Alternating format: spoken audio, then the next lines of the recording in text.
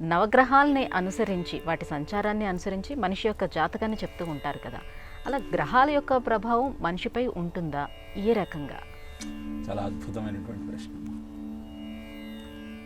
వేదము అఖిల ధర్మములకు మూలం. ఆ వేదానికి 6 అంగాలు ఉన్నాయి.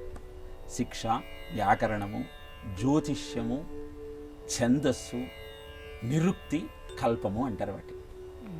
అంటే అన్ని ధర్మాలకు, అన్ని విజ్ఞానాలకు ఆలవాలమైన వేదానికి అంగములు ఈ 6. వేదం ఏం చెబుతుంది జ్ఞానకాండలో అంటే జీవుడు, జగత్తు, ఈశ్వరుడు. వేదాంతంలోకి ఎక్కువగా పోను, కానీ అవసరం కాబట్టి ప్రస్తావన చేస్తున్నా. జీవుడు అంటే మ్యాటర్, జగత్తు అంటే టైం, ఈశ్వరుడు అంటే స్పేస్. స్పేస్లో ఇన్ని గ్రహాలు ఉన్నాయి.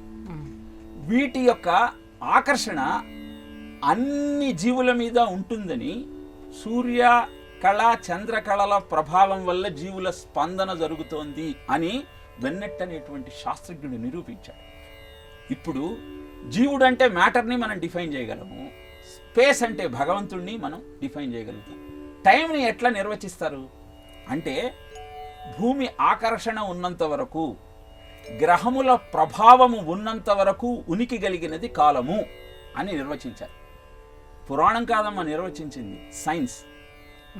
Time is the activation of physical entity and remain activated until space fabric physical activation is in the form of electromagnetic waves or gravitational force. ఇది సైన్స్ టైంకి ఇచ్చిన నిర్వచనం. ఇప్పుడు గ్రహముల ప్రభావము జీవుల మీద ఉంటుంది అంటానికి టైం స్పేస్ ఫ్యాబ్రిక్ని ప్రవచించి ప్రతిపాదించిన ఐన్స్టీన్ మనకు నిదర్శనంగా నిలుస్తూ ఉన్నాడు. ఎందుకంటే టైంను గ్రహముల యొక్క ప్రభావం ద్వారా ఉండే ఉనికి అని మనం నిర్వచిస్తున్నప్పుడు ఆ గ్రహముల ప్రభావము ప్రతి జీవుడి మీద ఉంటుందని చెప్పడానికి ఇంతకంటే పెద్ద నిదర్శనం ఏం కావాలి? కాబట్టి F = m1m2/d².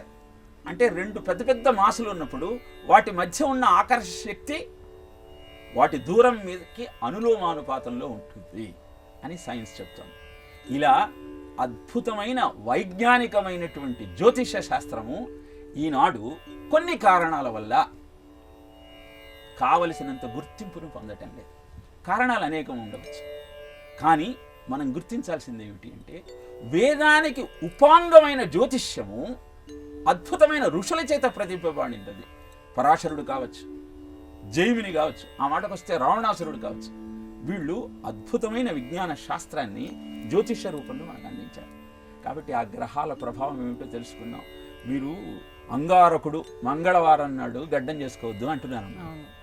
ఎందుకని అంటే మంగళవారానికి కుజహోరతో ప్రారంభమవుతుంది మంగళవారం. ఆ కుజుడు ఎర్రగా ఉంటాడు, యుద్ధం అంటే ఇష్టం, రక్తం అంటే ఇష్టపడతాడు. ఇప్పుడు ఇన్ని మనకి ఎవరు చెప్పారు ఎర్రగా ఉంటుంది అంటే ఋషి చెప్పాడు. అక్కడికి పోయి చూశారు అంగారక విగ్రహాన్ని, అది ఎర్రగా ఉంది. ఎవరు చెప్పారు మరి? కొన్ని యుగాల క్రితం, సంవత్సరాల క్రితం, 1000 సంవత్సరాల క్రితమే అంగారకుడు ఎర్రగా ఉంటాడు అన్న విషయాన్ని మనకు శాస్త్రం చెప్పింది. ఎర్రటి పదార్థాల జోలికి పోకు, ఇబ్బంది పడతావు అని కూడా చెప్పింది. ఇలా మీరు చెప్పుకుంటూ పోతే మీరు 100 మంది జాతకాలు నా దగ్గర తీసుకురండి. ఎవరెవరి యొక్క లగ్నంలో సూర్యుడు ఉంటాడో ఆ లగ్నానికి సూర్యుడి దృష్టి ఉంటుందో వాడికి బట్టతలన ఉంటుంది, తక్కువ జుట్టన్న ఉంటుంది. ఇది 80 మంది విషయంలో నిజమవుతుంది. మీరు అంటారు మళ్ళీ శాస్త్రం అంటే 100 మందికి కావాలి కదండి, 80 మందికి అయితే. గ్రహాన్ని ఫలచారేణ సూచయంతి మనీషిణా కోవ్యక్త తారతమ్యస్య స ఏకం వేద సంవిధ అని పరాశరుడు జ్యోతిషేంద్రికలో రాశాడు. గ్రహముల యొక్క సంచారాన్ని బట్టి ఎవరికి ఏం జరుగుతుందో కొంతమంది చెప్పగలుగుతారు. ఖచ్చితంగా చెప్పగలిగినది బ్రహ్మదేవుడు ఒక్కడే. మీరు ఫ్యాక్టరీలో క్వాలిటీ కంట్రోల్ డిపార్ట్మెంట్ ఉంటుందమ్మా. అక్కడ వాళ్ళు ఆ షిఫ్ట్లో తయారు చేసే పదార్థాలకు సర్టిఫికేట్ ఎలా ఇస్తారు? అన్నీ చెక్ చేయరు. మొట్టమొదటి ఒకటి చెక్ చేసి ఇది బాగుంటే మిగతా అన్ని ప్రాబబిలిటీ. ఇది కూడా అంతే. అందుకే 80% ఈజ్ కరెక్ట్. గ్రహ స్ఫుటాన్ని బట్టి మీరు ఇచ్చినటువంటి జాతకాన్ని బట్టి చెప్పగలుగుతాం. కాబట్టి గ్రహముల యొక్క ప్రభావము తప్పనిసరిగా జీవుల మీద ఉంటుంది. అమావాస్యకు పౌర్ణమికి ఆటుపోటులు వస్తున్నాయి. ఎందుకు వస్తున్నాయమ్మా? అది మళ్ళీ పెద్ద చర్చ.